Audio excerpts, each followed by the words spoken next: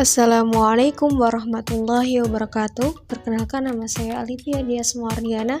Saya mahasiswa PPG Prajabatan Gelombang 2 di Universitas Islam Malang. Pada kesempatan hari ini saya akan menjelaskan tentang pembelajaran berdiferensiasi, yaitu mata kuliah prinsip pengajaran dan asesmen yang efektif 1 di sekolah menengah. Apa yang dimaksud pembelajaran berdiferensiasi? Pembelajaran berdiferensiasi adalah pembelajaran yang memberikan keleluasaan pada siswa untuk meningkatkan potensi dirinya sesuai dengan kesiapan belajar, minat, dan profil belajar siswa tersebut. Dapat dikatakan pembelajaran berdiferensiasi adalah pembelajaran yang berorientasi kepada kebutuhan peserta didik, yaitu mencukupi kebutuhan peserta didik dalam pembelajaran. Lalu, bagaimana hal ini dapat dilakukan di kelas? Yang pertama, pendidik harus mengetahui tujuan pembelajaran, yaitu dengan merancang tujuan pembelajaran secara jelas. Yang kedua, merespon kebutuhan belajar peserta didik sesuai dengan karakteristik peserta didik. Yang ketiga, lingkungan belajar yang mengundang murid untuk belajar.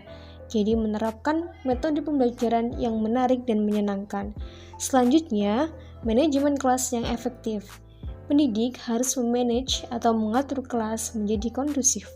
Yang terakhir yaitu penilaian yang berkelanjutan, yang mana di awal pembelajaran dilakukan penilaian atau asesmen diagnostik, selanjutnya formatif, dan disusul dengan sumatif, yaitu nilai akhir.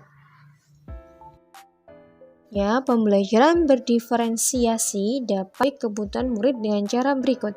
Yang pertama, yaitu mengetahui kesiapan belajar peserta didik. Kesiapan belajar berkaitan dengan pengetahuan awal yang dimiliki siswa. Agar kita dapat mengetahui pengetahuan awal yang dimiliki siswa, kita dapat menerapkan asesmen diagnostik. Selanjutnya, yaitu harus mengetahui minat belajar. Minat belajar siswa adalah suatu keadaan mental yang menghasilkan respon terarah kepada suatu situasi atau objek tertentu. Minat belajar dapat menimbulkan sikap yang merupakan kesiapan jika ada stimulus khusus. Selanjutnya, yaitu profil belajar. Profil belajar dipengaruhi oleh lingkungan belajar, budaya, dan gaya belajar.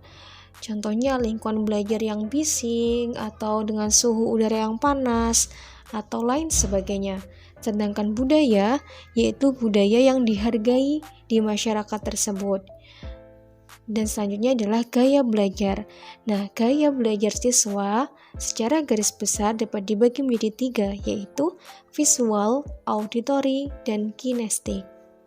Ini ada penjelasan identifikasi kebutuhan peserta didik. Yang pertama, kesiapan belajar murid, contohnya bersifat mendasar ataupun bersifat transformatif.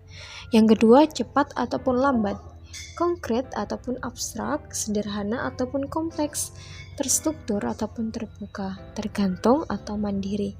Selanjutnya, minat belajar murid. Minat belajar murid bisa berupa seni, sains, bahasa, dan olahraga.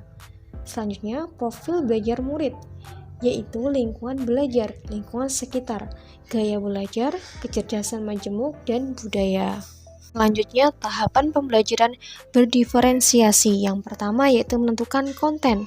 Konten terkait dengan materi yang kita ajarkan kepada peserta didik. Yang kedua adalah proses.